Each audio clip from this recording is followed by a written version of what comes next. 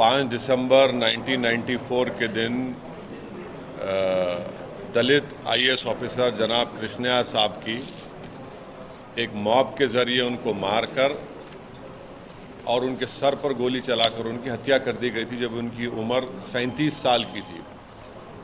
तो ये बिहार सरकार का फैसला दोबारा कृष्णया साहब का मर्डर है। ये सेकेंड टाइम कृष्णया का मर्डर हो रहा है जो फैसला बिहार सरकार ने लिया है। और अफसोस की बात यह है कि बिहार के जो आईएएस ऑफिसर्स हैं, उनका एसोसिएशन है, वो बिल्कुल खामोश बैठे हुए हैं। और तीसरी बात यह है कि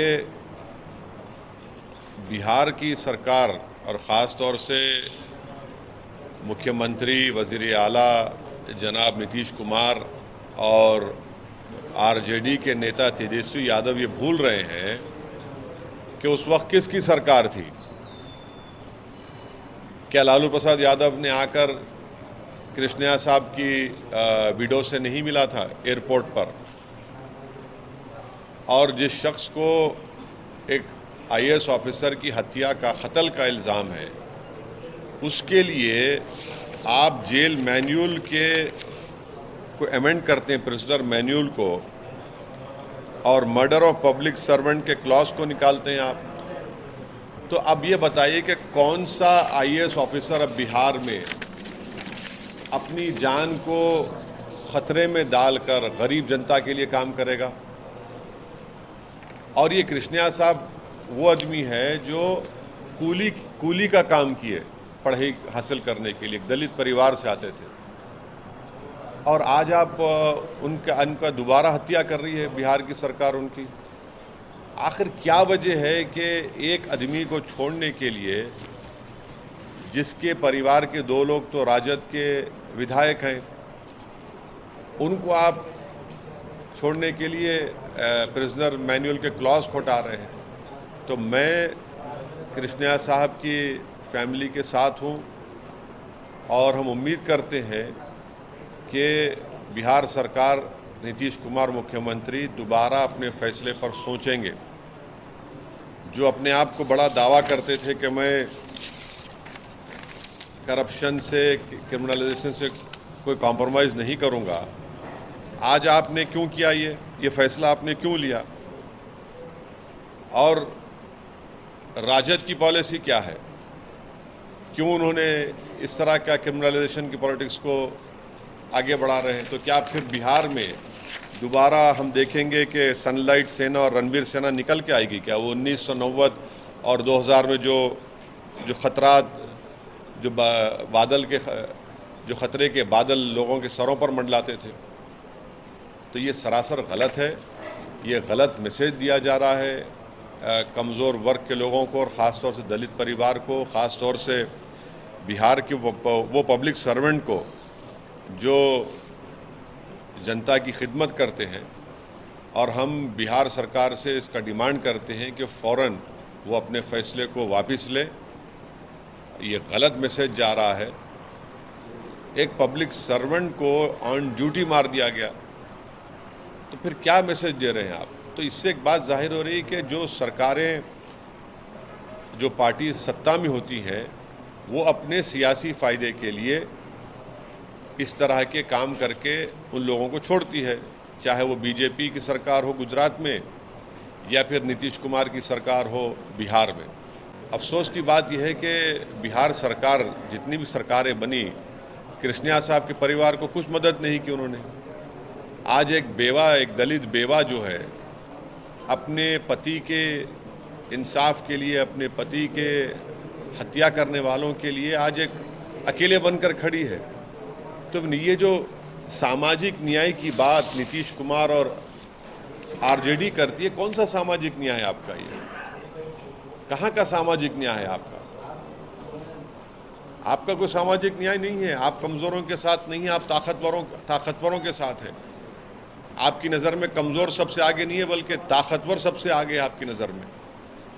ये बहुत गलत फैसला है और इस फैसले के ख़िलाफ़ हमारी पार्टी है। हम डिमांड करते हैं कि बिहार के मुख्यमंत्री नीतीश कुमार साहब दोबारा इस पर सोचकर ये जो अमेंडमेंट किया गया प्रिजनर मैनुअल क्लॉज में उसको वापस लिया जाए, वरना कोई बिहार में या कहीं भी देश में कोई भी सिविल सर्वेंट ये इस फैसले के बाद वो दोबारा सोचेगा कि भाई मैं काम करूं ना करूं, और आप सर पे गोली चलाते हैं, गाड़ी रोककर कृष्णा साहब की गाड़ी को रुकाते हैं, निकालकर उनके गार्ड को मारते हैं, तो ये बेचारा कृष्णा अपने गार्ड को बचाने के लिए दौड़ता है तो पूरा उन पर पलट दिया जाता है। आप क्या मैसेज दे रहे हैं पूरा आप कि सिर्फ अपने सियासी फायदे के लिए अगर आप इस तरह करेंगे तो आप तो अपनी सत्ता को गरीबों के और कमज़ोरों के इंसाफ के लिए नहीं कर रहे हैं। भाई संविधान में जब जस्टिस की बात की गई है, डिग्निटी की बात की गई, तो भाई इन कमज़ोरों के लिए इंसाफ और डिग्निटी कहाँ है फिर बताइए।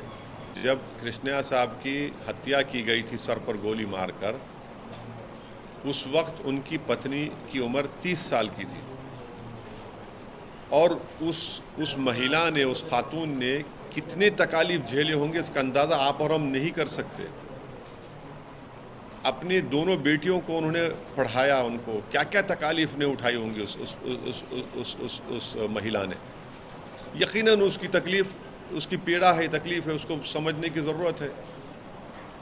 आप कम से कम कुछ बता देते, कुछ करते, कुछ मदद करते, कुछ पूछते, कुछ नहीं, बस सियासी रोटी सेकना है और आप फैसला ले रहे हैं। तो आज वो जो कह रही है पत्नी, वो अपनी बेबसी का उसका इजहार है, वो उसकी कमज़ोरी का इजहार है, और उसका गुनाह ये है कि वो दलित था। और नीतीश कुमार सारे देश में फिर रहे हैं अपोजिशन यूनिटी के नाम पर और अपने आप को प्रधानमंत्री का कैंडिडेट बता रहे हैं। आप ये पैगाम दे रहे हैं पूरे देश को। आप दलित कम्युनिटी को बोलेंगे अब आप जाकर पूरे देश में 2024 में कि देखो हमने एक दलित ऑफिसर की हत्या करने वाले एक आदमी को छोड़ दिया। कौन सी अपोजिशन? हम यही तो कह रहे हैं कि आइडियोलॉजी पे फाइट करिए बीजेपी से, आप नहीं करना चाह रहे। जो काम बिल्किस बानो से किया आपने आज वही कर दिया यहाँ पर कृष्णा के खातिलों को छोड़कर। जिस तरीके से जो है कह रहे हैं कि 15 साल या 14 साल जो उन्होंने सजा काट ली, एक तरीके से कंपेयर किया जा रहा है कि उनके परिवार ने भी यही सब कुछ झेला है जो कृष्णा की परिवार ने झेला है। क्या सुनिए, एक महिला जो अपनी जिंदगी के प्राइम में विडो हो जाती है, और विडो नेचुरल कॉन्सिक्वेंसेस कॉजेस से नहीं होती, उसके पति को ये उस वक्त के पॉलिटिकल लीडर अब गाड़ी उसकी रोक कर, उसको उतार कर उसके गार्ड पर हमला करते हैं। ये दलित आईएएस ऑफिसर कृष्णा अपने गार्ड को बचाने के लिए जाता है तो उसके सर पे गोली मार के हत्या कर दी जाती है। इसको समझिए आप लोग। क्या वो महिला के पास वो शौहर मिल गया, उसको बताइए। और याद रखिए, ऑन ड्यूटी गवर्नमेंट सर्वेंट था, वो एक सिविल सर्विस था, एक दलित परिवार से कूली की तरह कृष्णा काम करके ऊपर गया, इन सर्विस ऑन ड्यूटी था, उसका मर्डर हो जाता है। बास क्राइम्स के लिए तो आपको इस तरह का पॉलिटिकल डिसीजन कैसे लेते आप? ठीक है, दूसरे हैं जो 20 साल 16 17 साल 24 करे, समझ सकते हैं भाई। एक तो सर्विस में था ना, ऑन ड्यूटी ऑफिसर था।